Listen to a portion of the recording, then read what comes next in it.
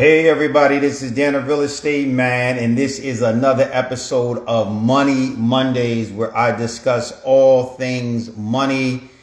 I talk about my journey in real estate and things that I've learned about money, and I also bring on dope, awesome people to talk about their experience in business and what they've learned about money as well. But before we jump into Money Mondays, I want to let everybody know that the 2024 Bragg Real Estate Wealth Expo is going down September 21st, 8 a.m. to 5 p.m. This is a jam-packed expo. You guys see all the faces on here. We have, I believe, 7 panels. We have panels from goal setting and mindset building. We have getting deals in wholesaling.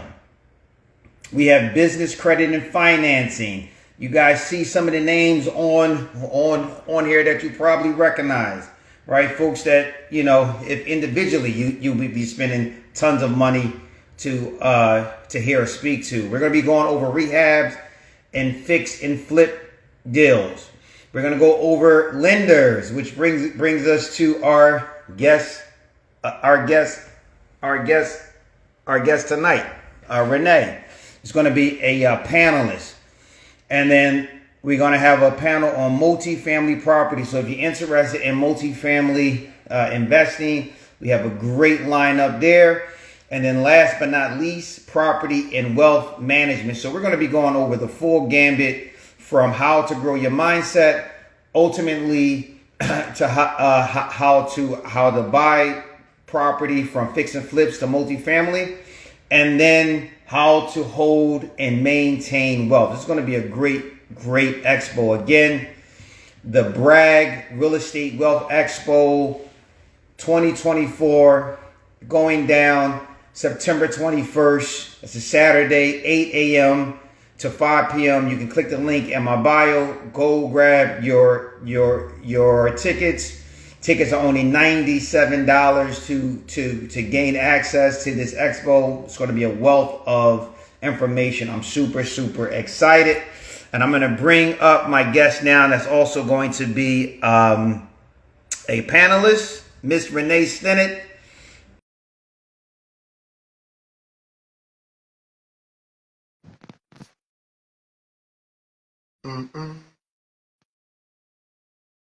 Did I get you, Renae? There you go. Oh, what is going on here? What's going on, Renae? You're sideways. I'm on my daughter's iPad. Hold on, let me try to figure this thing out. No problem. I think you got to turn it on the side. Yep. Well, now you're upside down. One more turn the other way. There you go. Okay. What's going on, Renae? All right, there I go. I'm far away, but at least you can see me. Yeah. Not much. How are you doing? I am living the dream. I'm living the dream. I'm super excited to have you on here. I see you out here just living your best life. It seems like every time I see one of your posts, you're like travel. You're out there in your homeland of Jamaica. Yes. You're just out. You know what I mean? So it seems like you're having a really good time out there. I'm trying to balance life and trying to enjoy summer and do all the things, I guess. Nice. So, for everybody who does not know you, I know you're very well known amongst investors. You can give us a little bit of a background about who you are and what it is that you do. Yep. So my name is Renae Stennett. I am a commercial loan officer at Spring Garden Lending Group. I've been with Spring Garden since 2017, and Spring Garden is a local lender in Philadelphia, private lender, and we finance acquisition and rehab deals. We also offer 30-year refi or turnkey acquisition products. But again, we're local to Philadelphia. That's where our main office is. And then we also have offices in Baltimore, DC, Pittsburgh. Yeah, that's where all our offices are right now. Um, but that's what I do. I help investors who looks like myself to finance their investment properties. Very nice. Very, very nice. And I mean, you've been getting busy for a while now. I'm not exactly sure when we met. It's been years now. Yeah. But can you tell us how you got started in this finance space? Yeah. So when I graduated from Penn State, I went into retail management. So I did retail management for a while. Didn't really, it was okay, but I didn't love it. So after I had my daughter, I pretty much gave that up and applied for a job in banking. I ended up at Valley Green Bank as a, goodness, what was it? Like a loan documentation specialist. Uh-huh. And then there was like an internal job posting for a loan assistant, almost like a lender assistant. Uh-huh. I applied for that and started doing I was promoted, I guess, to a lender's assistant.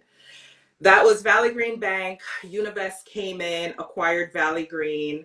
The CEO of Valley Green then started Spring Garden Lending. Uh-huh. I went into Spring Garden Lending, kind of like a hybrid between the lenders and the back office stuff. So I Uh-huh. did that for a while. Then I was promoted to credit analyst. So I did that role as credit analyst for a while. And then I was promoted to loan officer. So I've been, I guess, in this space since 2014, but as a loan officer since like 2018. Wow. Okay. Hmm. Yeah, that's a lot that you had going on there. So Yeah, what yeah, but I always say this, like I felt like the route that I took, or the route that was presented to me, kind of helped me. Well, it really did help me to get where I am, and it also um, I have like first hand knowledge of certain things. Like I know how the back end of things work. I'm not just a salesperson per se. I know how the Mhm. back end of the loan work because I did that before. Mhm. So yeah, I mean, I don't regret the transitions that happen, or how I got to where I am, because it So all let me ask. makes sense. It all ties in, I guess. Yeah, I think ultimately all things happen for a purpose, even if we don't always see it. Right. Things drive us to a certain point if we trust the process, Yeah. and if we take advantage of opportunities, which it sound like that's what you did as you kind of went along this journey. As opportunities came up, you took them, learned, and then Yeah. grew.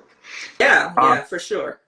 That's so for definitely what happened. I remember growing or when I first got promoted to a lender, you pretty much have to grow your portfolio. And I was at an event, and I think that's how I originally got connected to you, Dan, because someone mentioned your name. It was like, oh, you should look him up on Facebook, Dan, the real estate man. And Mhm. I went on Facebook and, searched you out and sent you a message. And yeah, that's pretty much how we got connected. Yeah, yeah. So, and that goes to something. This is interesting because this theme weaves its way through every Money Mondays, almost every interview. Is the importance of networking, Hmm. and how there's so much comes out of it. And I personally, and I want to get your feedback on this. I think networking is one of the most important things that you can do in business, right? Because Yeah. you can have all the skills, but if you're not building those relationships and making those connections, it's harder to grow than, if you just have the skill. So what's your experience been like with adding network? I know you do a ton of networking. I know that you guys sponsor brag events, but personally, how has networking helped your business? Oh my gosh, networking has helped my business tremendously. That's essentially how I grew my portfolio. The funny thing is, I'm a shy person by nature. That's just me. So when I first started, I was like, oh my gosh, to put myself out there it was kind of intimidating at first. I hate public speaking. Like I could talk to people one on one, but just public speaking is not my thing. Mm. But that didn't stop me from, going out there, signing up for different events, talking to people. Um, Networking is amazing. It truly is, and it really helped me grow my business. So I highly recommend it. Even if anyone is watching or see this video and they're like, "Oh, I'm a shy person. I don't like talking to people." Just push yourself, get out there and do it because you learn so much from networking. Great relationships are formed through networking. So totally worth it. Yeah, I highly, yeah, highly recommend it. yeah. I agree. And something that you mentioned is also important. Mhm. It's kind of interesting because people think that I am a natural extrovert. Well, some people might. Like Mhm. I'm really not. I Yeah. wouldn't say that I am like a solid introvert. I'm probably somewhere in the middle, leaning more towards the introvert Right. side. But I also understood that I had to network. Right. So what made me uncomfortable, like it really didn't matter. And so I always tell people like you got to get outside your comfort zone. If you think that you're going to do anything big and it be comfortable and it doesn't stretch you in some kind of way, I think that is kind of crazy. So have you had to get outside of your comfort zone to grow this business? Yeah, for sure, for sure. Um, yeah, you definitely have to get outside your comfort zone. I remember the first time I was doing like a speaking event. I was so nervous and I'm at home like practicing. And my daughter said to me, like, why do you do these if you get so nervous? And I'm like, I do it because it's totally worth it. So I'm uncomfortable for maybe the first few seconds, Mhm. but the results that I get from, being uncomfortable is worth it. So not only in, real estate, but in every aspect of your life, sometimes you just really have to stretch yourself. And that means that you're growing. It might be uncomfortable for a while, but the Mhm. results that you'll get is totally worth it. Yeah, I used to be so afraid to speak, Hmm. and I often likened it to like I would rather swim in the ocean, and I can't really swim. I mean, it really had me terrified. Right. And so like the first event that I ever did, I mean, I it's hard to even explain how nervous Yeah. I was like leading up to that event. Right. But now you could call me. Somebody could call me right now and be like, "Hey, Dan, can you speak to 2,000 people? Next week or tomorrow, really?" And I would have no problem, right? And I think there's something interesting, and you learn a lot about yourself when you get outside of your comfort zone, even more than the thing that you're doing. I think you just grow. Right. I mean, That's truly amazing that you can do that. I'm still a little, like I got to prepare myself. I'll do it, but I'm still going to be nervous at first. Mm-hmm. So that's amazing that you're at the point where you're like, I'm ready to go. Mm-hmm. But Yeah, I mean, it's all about growing. it is. And I hope one day to be at that point where it's like I'm ready to go. And I know because I've been around you and I've seen you do things that you weren't quite comfortable with, but you did it anyway, right? Right. And people that just have that in them. Some people will just refuse to do things that are uncomfortable.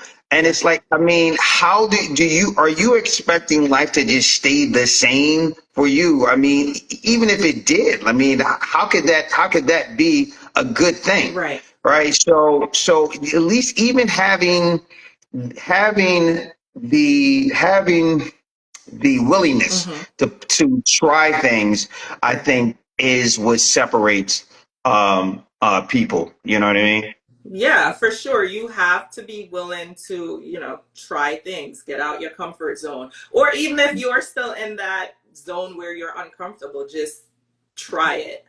Um, I feel like in certain cases too, people will, let's talk real estate, people will gather information. They're just like information gathering the whole time and they refuse to pull the trigger because they're scared, they're nervous, Yeah. they don't want to get out that comfort zone. And you really have to do it in order to grow. Yeah, and I think too, outside of the the whole comfort zone Hmm. thing. So, at this point, I've spoken to thousands of people at Hmm. virtual events, at all sorts of things, expos, all kinds of things. And unfortunately, what you just said is most people. So let's just kind of break this down a little bit. There is maybe 20%, I'm just grabbing numbers, but roughly say 20% of people that will actually go out and get the information. Hmm. That's just like, you know what? I'm going to go to where this information is and I'm going to try to learn something new. Most people won't even try to learn something new, I think. And I'd be interested to hear what you think about this.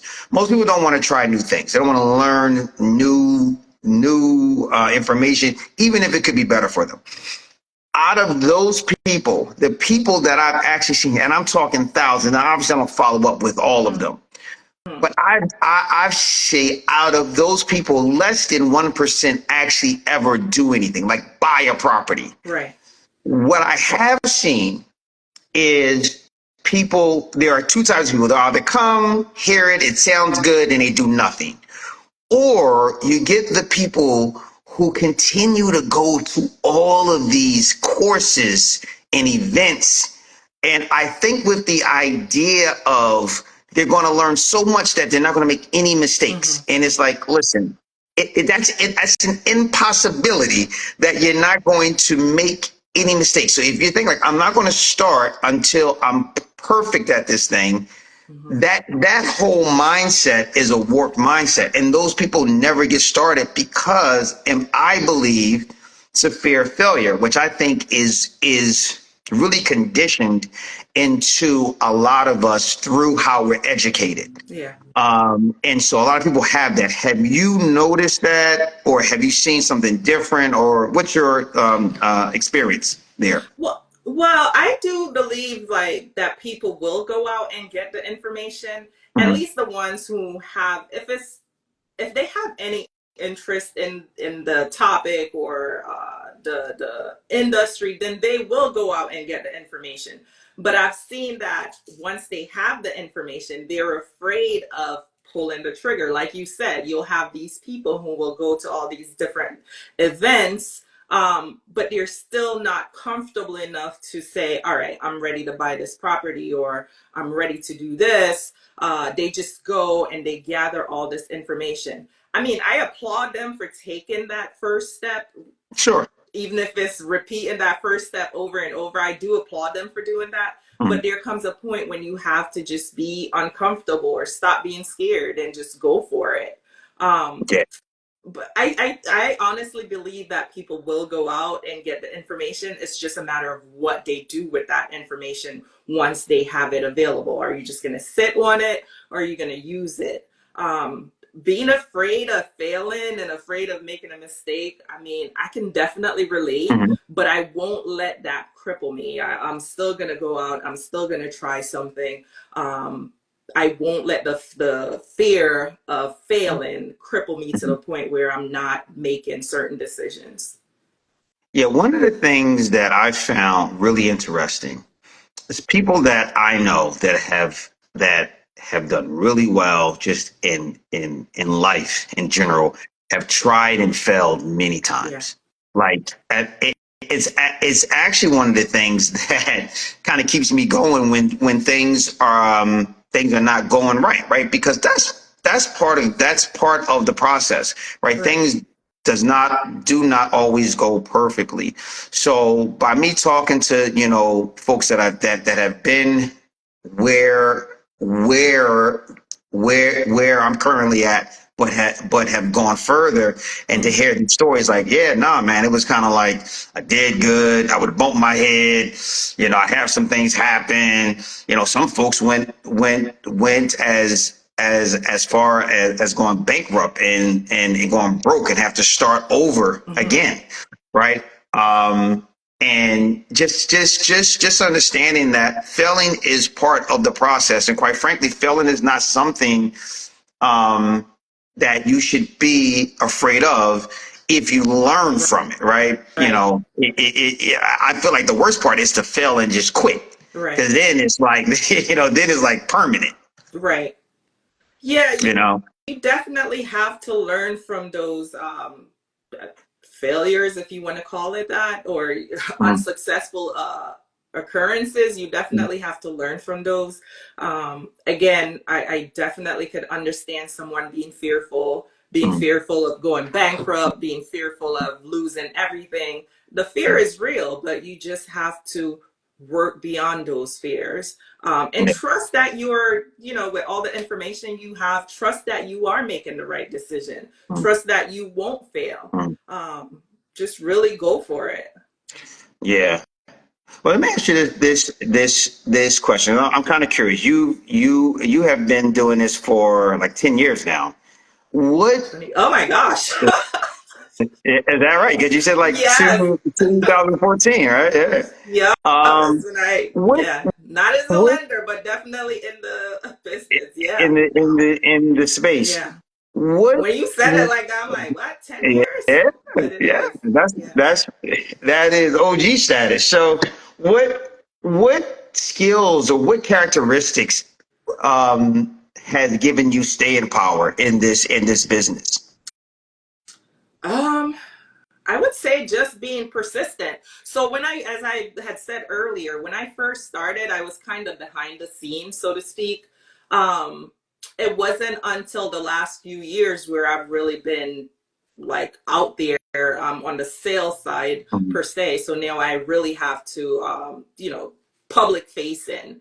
mhm, So just being persistent, being consistent, not giving up, being okay with the no's, mhm, um, understand that, every deal won't work, mhm, um, understand that some months, you might not hit your goal, um, but just keep going, just keep going. And don't be afraid of asking questions, mhm. continue to learn. Um, that's really it. I mean, Yeah, that's really it. yeah. For somebody who wanted to get into the finance space, especially in the hard money, like private money space, what advice would you give them And when you say get into the space, do you mean like as a lender or as a borrower? as a lender? Oh, what advice would I give them? I guess just be persistent. There's really no, just be persistent. That's all I could say, Yeah. because you're gonna have days where you feel like everything is going wrong. Mm-hmm. A deal might be going bad. You're getting not yelled at, but you're getting scolded by the higher ups. Just Mm-hmm. keep going. Yeah. Yeah. And I would imagine is the kind of person that might need to know how to kind of multitask, that can handle pressure well, Yeah. like kind of and stay cool. Do you think like having is, and I don't know if this matters, like do you need good math skills and stuff like that?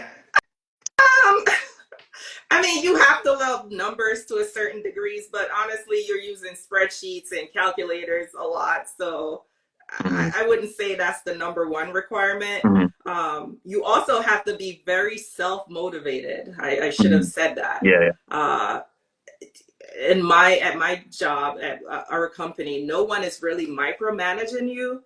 So you Hmm. have to set these goals and go for them. You have to push yourself every day because no one is micromanaging you. So you have to be self motivated, even on the days when you're like, I really don't feel like doing any work. You have to go out and do it. And this job isn't a 9 to 5. Hmm. You're really, it seems like you're always working on vacation, on weekends. There's always something to do. Because in a sense, it is your business, even though you have a company that you're working for, it is your business. Um, so yeah, you have to be very self motivated. Yeah, it sounds like one of those kind of things where you eat what you kill, sort of a thing. Yeah. Um, and one of the things that I talked about, one of the things I like most about this whole entrepreneurial thing, like the money part is good and everything else, but the mindset that I had to create, I had to work on to get here, to me, has been um, some of the like I think what I've gotten the most out of. Like it's the person that I have become to get here, right? What mindset? I mean, just this is something that I talk about with Money Mondays, because I truly believe that your money will never outpace your mindset. Mhm.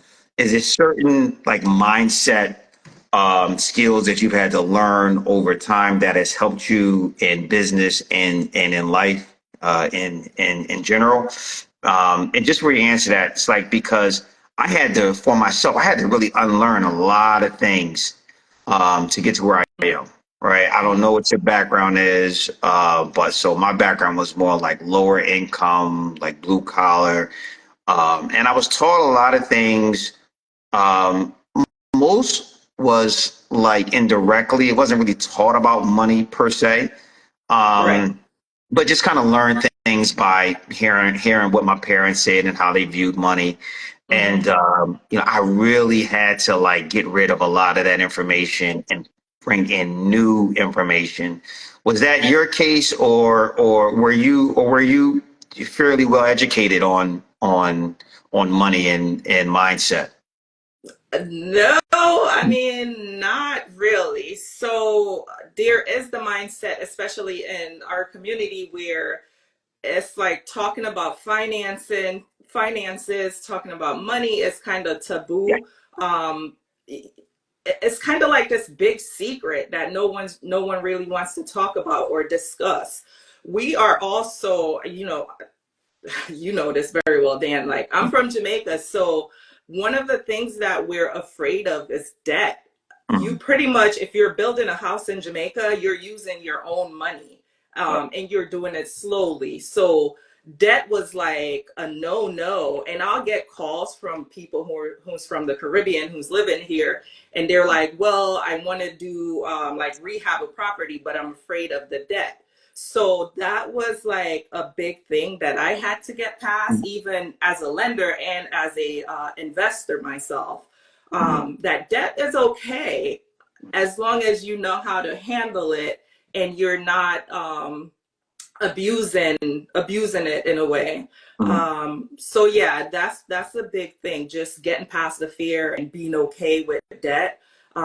Learning how to budget, that was a big thing as well. And just having conversations. Like I didn't have the conversation with my parents about money or dear finances or whatnot. I'm having those conversations with my daughter. Like she's very much aware of budgeting. We might not be able to get it this month, but we could get it next month. I'm talking Mhm. to her about real estate. I'm talking to her about college and student loans. So those things aren't unfamiliar to her, and it won't be when she gets to, the age where she has to manage certain things. Yeah, that's you said something earlier that hit home, right? It's so funny. Like money was taboo. Like you couldn't ask any questions. Everything was a secret. Mm-hmm.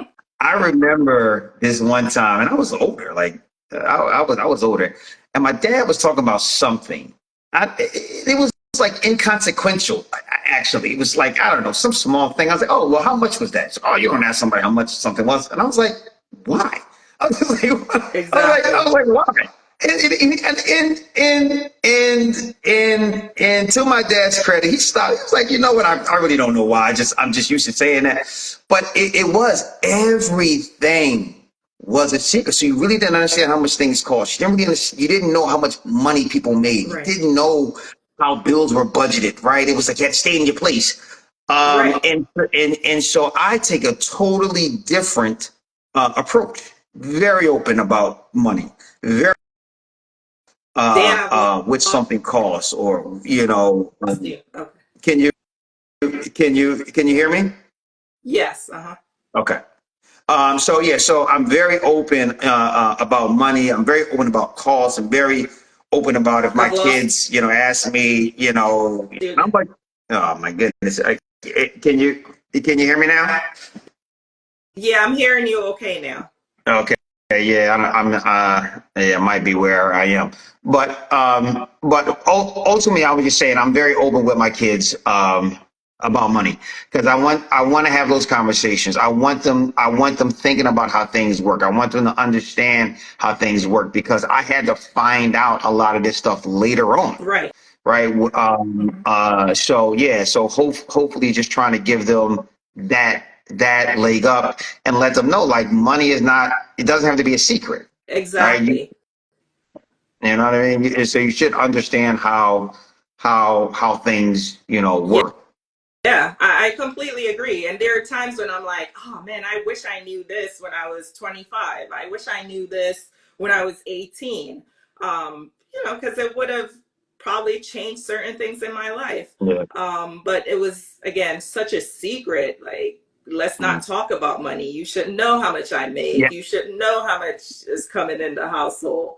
Yeah. Um, we have to change that narrative, and I think we're doing a good job of that. Like you said, Mhm. you're discussing that with your kids. I know I'm doing it with mine. So hopefully by the time they get to a certain age, they'll realize like I could do this with money, I could do that with money, and go from there. Yeah. Yeah. I certainly think that a lot of people are taking what their experiences were in their youth, and now they're doing things differently. Right. Because you're right. I think all of us, and honestly, I think everything happens for a reason. So maybe I had to go through this so that way when I have my kids, I know okay, I'm gonna do it a totally different way. Right. So I'm excited about that. And just real quick for everybody that's interested, the 2024 Bragg Real Estate Wealth Expo is happening September 21st, and we will have Ms. Renae Stennett will be there speaking on the lender panel. I think this is going to be great. Tons of experience, information, has gone through different markets.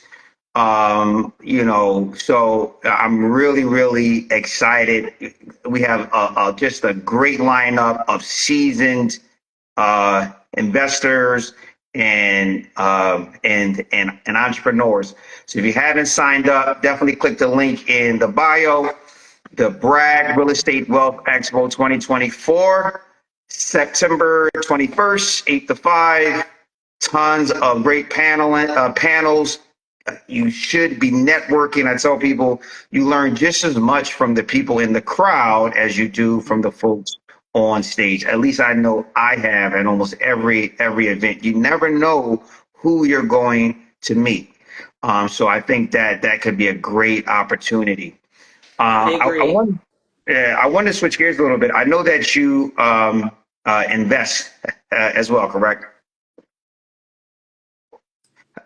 How how how has investing rather made you a better lender? Like, has being an investor made you a better lender? Um, Probably not. I Mm, don't think so. Maybe it has, but not in ways that I can recognize. mm, Um, I'm constantly learning as a lender. So mm, yeah, I don't know if investing has made me a better lender, but I would say I am always learning. I'm always open to new information. So by continuously learning, I feel like that's making me a better lender. I mm, also rely on people who have been in the industry way longer than I have. mm. I'm still asking questions. I'm still learning. Um, but I don't no, I wouldn't say being an investor. I guess it's made me more aware of what's going on and the problems and obstacles that's faced by investors.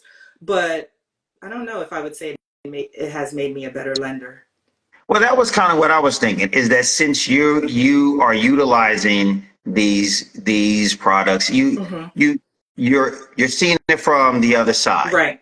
Right. So it's one thing to understand the technical piece of your products Hmm. and what they offer and how they work. It's another thing to use the product, Right. right? And Hmm. it just gives you just I think a more well-rounded experience than somebody who has only ever sold the product. Right. Right. I know for me, especially if I was new, it would make me a little more comfortable. It's like, oh yeah, I use this product. Oh, okay. Well, this is somebody who actually is utilizing what they're selling and not and not just selling it and kind of moving on. Yeah.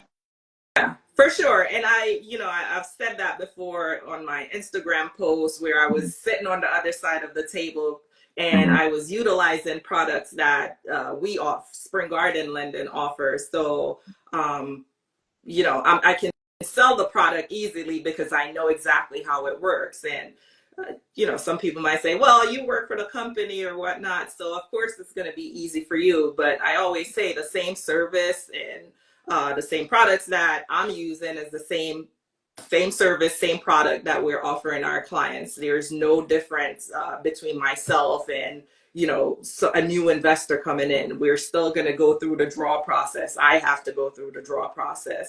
I have to bring X amount to the closing table. Mhm. The investor coming in has to bring X amount to the closing table. Mhm. Um, I understand that there might be delays with certain things, getting a project complete. So yeah, I mean, I understand those things. Yeah. Let me ask you this question: Mhm. what advice would you give someone in this current market? We know things have changed from the go-go years. Um, Somebody just starting out. What advice would you give them if they're looking to utilize your lending services? Um, be prepared to, if it's someone coming in that's new, please don't come in with the idea that you're going to get 100% financing. One, that is not happening, especially for a new investor. So be prepared to have some skin in the game. Be prepared for the unknown. So that means building a contingency in your budget or just having if you know that you need 50,000 to close the deal, make sure you have some cushion in your bank account and you're not just using the entire 50K, and you don't just have the entire 50K that's needed to close. Because there's always, or it seems that way, always those unexpected costs. Make sure you're working with and I hate to say this, but make sure you're working with the right GC. I know that's hard because you think everyone is great until they're not. So make sure that you're working with the right GC and stay on top of your GC. Don't just give them, a deposit or whatnot and expect them to do the project. Make sure you're very involved with the day-to-day. Pop in on your project. Just make sure that they're doing what they need to do. But again, come in expecting that you have to put money down. You have to have some skin in the game. You will not get 100% financing. Stay on top of your GC and have some cushion. Yeah. Yeah. No, I think those are great tips. As far as deals, say for a newer investor, any high level tips? I know we're going to get deep into it at the expo, so we're not necessarily going to give them everything, but just one or two tips you would give folks about deals that they should be looking to kind of use your products on. Yeah. So honestly, for a new investor, if this is your first project, I would say start with a single family. Do not, and maybe this is wrong, but this is my opinion. Start with a single family. Do not start with a multi-family house. Even if it's not a single family, maybe a duplex, I wouldn't go beyond that. Start with something small for your first project. And just have your information handy. Don't come in and your information is not together, because then it makes you look like you don't know what you're doing. So just have all your documents, all your information together, be ready to go, and start with a small project. Yeah, I think that I agree. I've seen a lot of folks get crushed with these, even with single families, with these big, massive rehabs. Right. And they drastically underestimate the work needed to get it done. They don't have enough experience dealing with contractors, so they don't know when a contractor is just BSing them. Or they pick the wrong one. Maybe they have a lot of experience doing bathrooms, and now they think that they can do a whole project. It's like, no, these are two different skill sets, right? If they've only done bathrooms, that's great. They could probably do great bathrooms, but if they're going to GC, they need to know how to manage folks. And this last thing is something that I have changed my position on over years, and I'm clear with people. Like, sometimes things change. I used to advocate for people to be their own GC. Really? I've seen that go wrong so many times. I stopped telling people it because I've just seen it go wrong way too many times. They don't have enough experience. They don't know how to pick good subs. They don't know how to evaluate the work, structure the contract, so forth. There's a litany of things. And whatever money they thought they were going to save, they not only don't save, they generally wind up spending way more money. So have you seen that? It sounds like, it looked like you had some thought on that. Well, I know a lot of people wants to GC their own project just to save money or to get that overhead that they would pay to a GC that's not themselves. Like you said, it doesn't always work. I haven't had too many experiences because most of my clients will use a GC. They're not GC in their own projects. But for a while, this was very popular where it's like, oh yeah, I'm GC in my own project because I get to keep this money instead of paying it out to someone else. Mhm. But like you said, you have to be very careful with that, because if you don't pick the right subs, if you don't know exactly what you're doing, then you could run into problems, and it becomes, as you said, a bigger issue. And the money that you're supposed to be saving, you end up having to spend plus some. Yeah, and then quite frankly, unless you are this is your full time thing. If you have to work a regular job, it's not Right. enough oversight. Right. So you're not there to catch the mistakes, and mistakes happen often, even with people that are Right. experienced. But if you have more oversight, you can kind of Exactly. catch things. You can kind of catch things earlier. Yeah. And like he said, if it's not your full-time job, pay someone else to do it. I remember when the first property I bought, and it was, I'm ready to own property manager. I'm going to do this, that. And after the first couple showings, I was like, oh my God, this is not for me. I can't do it. I'd rather pay someone else to do it. Mm-hmm. So I knew that wasn't my strong skill. I'm totally fine with paying someone else to do it, because I could use my time somewhere else where I know it would be more valuable than me showing houses to people for rent. It Yeah. was just not my thing. So pay someone else to do it. Yes. Yeah. So you're right. People, what they say, they walk over dollars to grab nickels or something like that. Oh, But it's very true. I think you have to realize what your strengths are and be honest with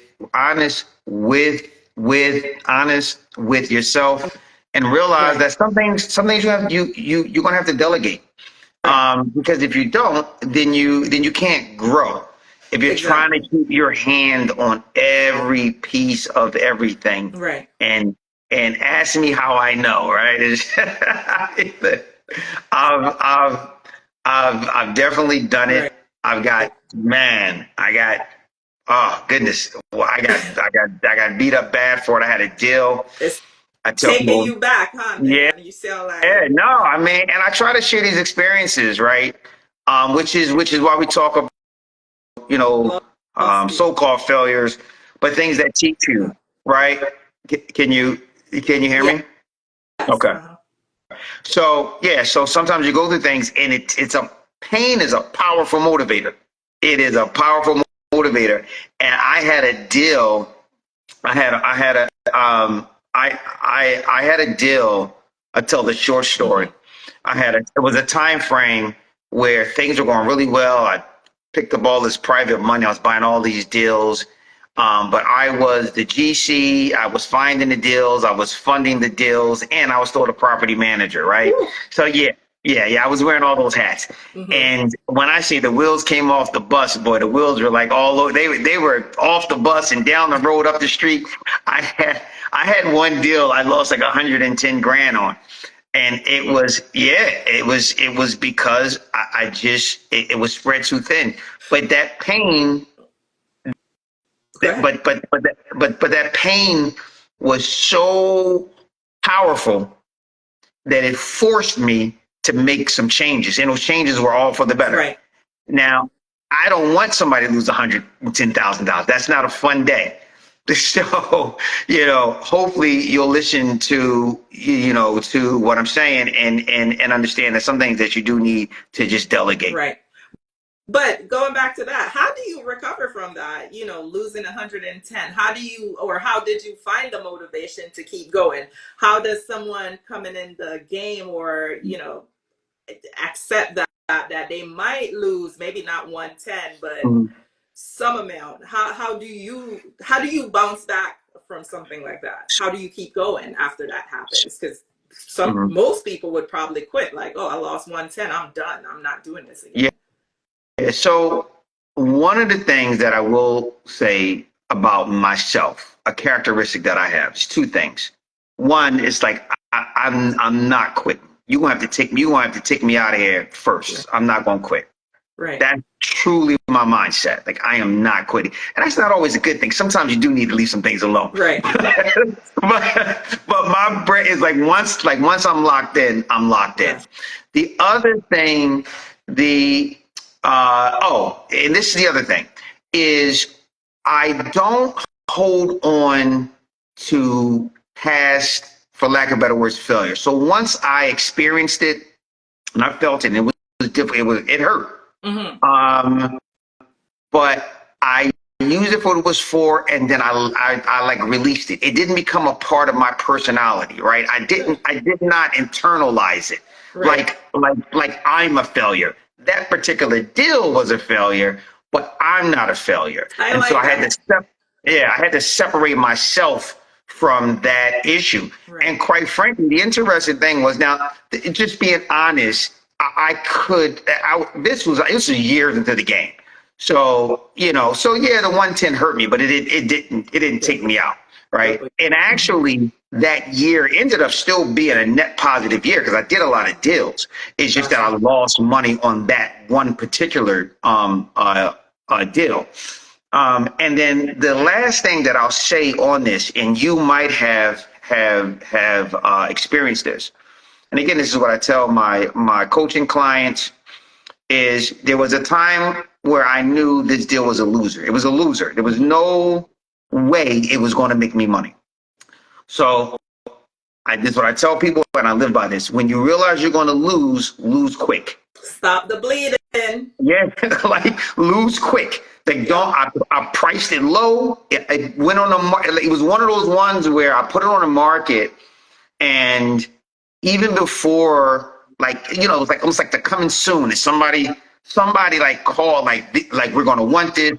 Sometimes that's like kind of BS, Right. but you don't know. But yeah, like it was under contract. Wasn't even like 2 days, and I got it off my plate. I was able to pay back my private lenders. I just Good. personally took the L. And I moved on. They never knew about it, and they continued to lend me money because I made them whole. I just Good. I personally took the hit, but Right. yeah, Right. mhm.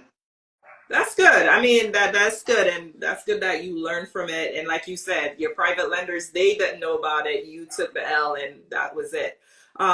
But you said something like "stop it fast," and I always say this: if a deal is going south, or if you've been in it for a few years, I always say stop the bleeding. Like, you're not going to make any money, but try to recover and get out of it as quickly as possible. There's no need to keep prolonging it if you know it's not going to work. Just stop the bleeding fast. Yeah, and I mean, and for multiple reasons. One, obviously, you want to stop the bleeding, Right. right? Okay. Um, the other thing is that the longer you're in that dead deal, is the longer it's going to take you from getting into another good opportunity. Right. So not only are you not making money on that deal, it's keeping you from moving on to the next opportunity. Yeah. Take the Take the loss. You want to try to mitigate it as much as possible, but make it quick. Gotcha. I've seen people, and I'm sure you have too. They try to price it high to recoup. It's like, listen, Right. To nobody, recoup. It's like, nope. or Yeah. they're like, well, I got this much into it. Nobody cares. Like nobody Exactly. cares what you got into it. That is your problem, not anybody else's problem. Yeah. And that's a reality of the business. It is. Not every deal is going to be a winner. I don't know any investor that's been in the game for any period of time that's honest. Right. That's going to say they haven't had losing deals. Like Exactly. if they're saying that to you, they are lying to you. Um, I it's it's agree. it's just a part of the game. You, Yeah. you, you can't win all the time, right? Even the greatest athletes, right? They take some losses, right? But ultimately they have a great career. Real estate is a long term, should be a long term investment. And if you Right. take if you take that approach to it, then you will be okay. Very true. Let me ask you this last thing. I know we're at the top of the hour. Mhm. Um, what's your opinion on social media's impact on investors' perception of what the business is like? Social media makes it look very glamorous. And it Mm, also makes it look like you are going to be successful at every deal that you do. And that's the furthest thing from the truth. I love social media and I love the use of social media, but sometimes it's almost like a lie, because that's not the way it is. Like, you're not going to go into a deal or every deal, especially if it's a flip, and make 40, 50K. It just doesn't happen. You're not going to get rich overnight. That just doesn't happen unless you find like the perfect deal. But I feel like social media glamorize it a lot, and it's just not reality at all. Yeah, I mean, we all know, or at least should know, social media is like it is the highlight reels, right? Every once in a while, you get some people that are honest, that are more transparent, a little bit more vulnerable. Right. But for the most part, it's like, I am the best at this and I win at every deal that I do. And it's like, listen, and sometimes it's funny because it's like, you'll know the people like, it's like, okay, if that's the story you want to tell. But, I think people do come into this, and then when they get hit with the reality, that, it's not always great. Right. Now, I think as an investment strategy, I think real estate ranks right up there. Again, if you take a long-term approach to it, you will do well. Right. If you don't think that like this year you're dirt poor, or not dirt poor, but poor or working class, and next year you're going to be on a jet. Yeah, like nobody I know got into, except for what you see on social media, and unfortunately a lot of it is pushed to like to black folks, is what it is. It is. Like it's like you get into real estate to get on a private jet. We're gonna get rich fast because of this, so we're gravitated towards it. It's like, how many properties you have to flip to get on a damn private jet? Like, it wouldn't even make sense. I mean, it's like all your investments are in Philly. Where are you flying a private jet? What do you mean? I only need to flip one property to get that. Yeah, so it's just funny. Definitely, want to let people know that I think real estate can be transformational. It's changed my life. It's given me opportunities I could have never even dreamed of. I've met dope people like you and so many other people that I wouldn't have had this opportunity had I stayed doing like what I was doing. So it's done that for me. But right. Any kind of last words that you want to give, just about lending or financing, and then just let us know what you have going on and how folks can find you and all that good stuff. Right. Just don't be afraid to get out your comfort zone. If you've been thinking about getting into real estate, just pull the trigger. But understand that, as we were just saying, it won't be an overnight thing. It's not a get rich quick thing. But if you have all the information you need, if you've been going to different sessions, if you've been on YouTube, feel free to pull the trigger. You'll learn as you go. Start with a small property, as I said. Do not start with a multifamily for your first project. I'm happy to help anyone as much as I can. You could reach out to me on social media at Lender Renae, or shoot me an email, rstennett@springgardenlending.com. If you can't remember it, just go to the Spring Garden website and you'll see me. Also, as Dan said, we'll be at the Real Estate Wealth Expo, and also the Bragg Family Reunion that's coming up. Feel free to talk to me. Feel free to reach out. I'll help as much as I can. Yeah.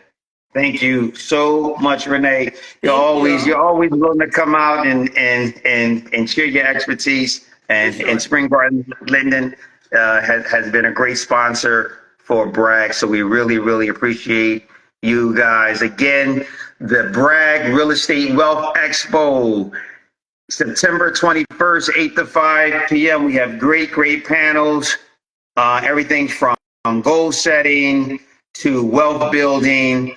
And there will be tons of networking. And also this Saturday, we will have the Bragg family reunion. That information you can go to at Bragg Investors. Go to the event page, and all the information is there. Thank you again, Renae. Of Appreciate course. you, and everybody have a great night. Have a good night, everyone. Thanks, Bye Dan. bye. Bye bye. Bye.